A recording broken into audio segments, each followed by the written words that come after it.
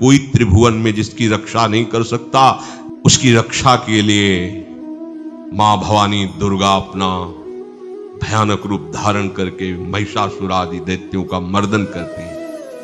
प्रभु है उस रूप में, दूसरा नहीं है।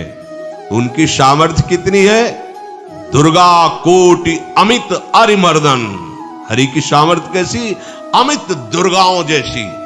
1 करोड़ अरब नहीं, अमित दुर्गाओं जैसी दुष्टों का मर्दन करने की सामर्थ्य। अमित था नहीं कि कितनी सामर्थ्य है। एक दुर्गा रूप में जब हरि प्रकाशित होते हैं तो त्रिभुवन में कोई सामने खड़ा होने वाला नहीं होता। मां भवानी जिस समय अपने स्वरूप में आती, किसी की ताकत नहीं है।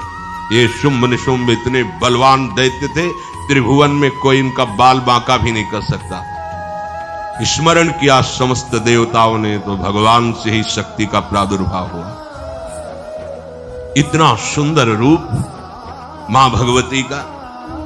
शुंभ निशुंभ के पार्षद घूमते रहते थे, उन्होंने देखा, जाके बताया कि आपके महल में जितनी सुंदरियां उसकी दासी बनने योग्य भी नहीं, ऐसी सुंदरी का हमने दर्शन किया।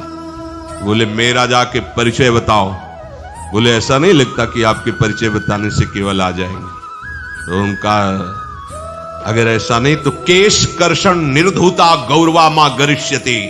उसके गौरव को धूल में मिलाते हुए बाल पकड़कर घसीट कर हमारे पास लाओ। मार्कंडेयपुरा उनके पार्षद गए और बताया हमारे मालिक शुंभ निशुंभ है, उनका आदेश है कि आप महल में चलो और आदर सहित, अगर आप ऐसा ना करती हैं तो मैं आपका निरादर करते हुए बाल पकड़कर घसीटते हुए ले जाऊंगा। देवी जी ने मुस्कुरा दिया और कहा अपने मालिक से कह दो जाकर के हम उसी की आज्ञा पालन करती जो हम पर युद्ध में विजय प्राप्त करें। वो जाके बोले हाँ वो तो मतवाले, त्रिभुवन में कोई जोड़ ही नहीं था। आए और उद्दंडता पूर्वक वचन बोलने लगे। माता जी ने कहा बस तब तक बोल ले जब तक मैं मधु का पान कर रही हूं। बस ये पान करते ही तेरी जीवन लीला समाप्त हो जाएगी। ऐसा ही हुआ। जो ही पान करके सिंह पर सवार होकर गर्जना की, सारा का सारा अहंकार धूल दूषित हो गया, काट के फेंक दिया। ऐसी अनंत अमित दुर्गाओं जैसी सामर्थ्य हमारे प्रभु श्री हरि में, अमित दुर्गाओं जैसी, क्योंकि अनंत शक्तियों के स्वामी हैं। उनकी लीला में क्यों में अरे वो जब करुणा करते हैं, अपनी महिमा से उतरते हैं, तो भक्त जब ऐसे कर देता है तो डरप जाते हैं। माधोदास बाबा ने कहा नहीं चलना तुम्हें ब्रज में, हम तुम्हारी कहां तक सेवा देखेंगे, तुम्हें बाल भोग राजभोग। बाबा जी हैं, कभी मिला कभी यहीं रहो।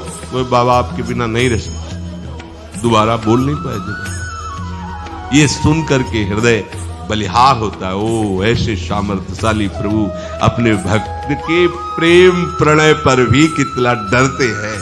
ये भक्त नाच पड़ता है। ये कुतर्क की संशय की वृत्ति यहां प्रवेश नहीं करती। दुर्गा कोटि अमित अरिमर्दन। अमित गिनती नहीं, ऐसी अनंत दुर्गाओं जैसी शक्ति हमारे प्रभु में विराजमान है। शक्र कोटि सत सरिष विलासा। अरबों इंद्र जैसा विलास प्रभु में। अरबों, एक इंद्र त्रिभुवनपति है, अरबों इंद्र के समान प्रभु का ऐश्वर्य है। और नव शत कोटि अमित अवकाशा, जिस एक आकाश के लिए गरुण जी से कह रहे हैं कि मच्छर से लेकर आप तक उड़ते हो पार पाए। बोले ऐसे अरबों आकाश के समान अवकाश है प्रभु में। मरुत कोटि सत विपुल बल, रवि सत कोटि प्रकाश, शशि सत कोटि सुशीतल, समन सकल भव त्रास।